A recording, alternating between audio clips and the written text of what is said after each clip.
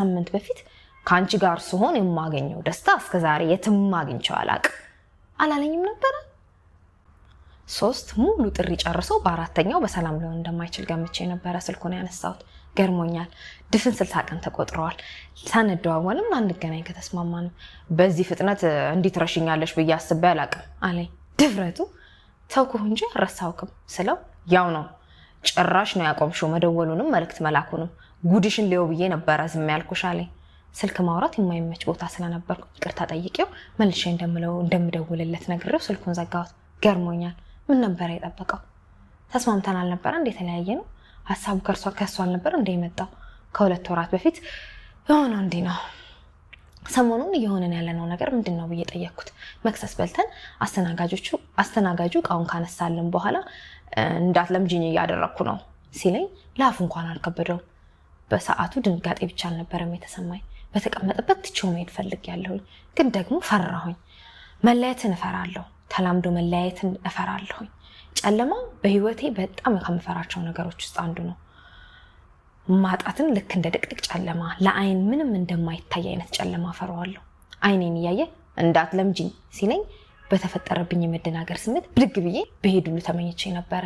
ግን ድጋሚ ባላገኘውስ ፈራሁ። አጎንብሶ ስልኩ ላይ አፍጥጧል። አይኖቼን ለሰከንድ ሳላርገበግብ አየዋለሁ። በመገረም ማፍጠጥ፣ በድንጋጤ ማፍጠጥ ባለየሁት ስሜት ውስጥ ሆኜ አየዋለሁ። በየመሃሉ ከስልኩ በሚያየው ነገር ይመስላል ፈገግ ይላል። ሰው አጠገቡም የሌለ በሚመስል ቸልተኝነት መቼ ነው እንደዚህ ሆኖ? ሴትነቴ እሱን ለማስደሰት የጀመረው መቼ ነበረ? ከ2 ሳምንት በፊት ካንቺ ጋር ስሆን የማገኘው ደስታ እስከዛሬ የትም አግኝቼው አላለኝም ነበር። ጆሮዬን የፈጠረው ወይስ ብሎኝ ነበረ? ነገር ዓለሙ ተአምታታብኝ ብቻ።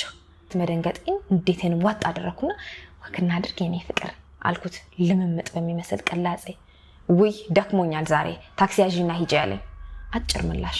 በድንገትም ባይኬት እንደመጣ ሳይታወቀኝ ጉንጮቼን አልፎ ባንገቴ በኩል እየወረደ መሆኑን አላስተዋልኩትም ነበር።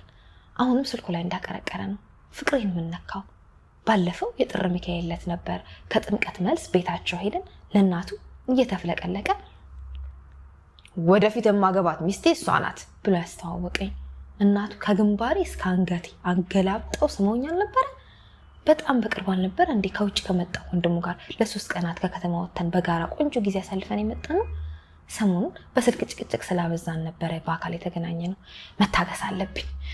እንዴት መቆጣጠር፣ ተረጋግቼ ማዋራት አለብኝ። ውሃ ልጠጣ ወይስ በአየር በደንብ እየሳብኩ ላስወጣና ላስገባ? ራሴን ላረጋጋ። ምን ነበር ራስን ለማረጋጋት የሚደረገው? ድንገት ብድግ አልኩና መታጠቢያ ቤት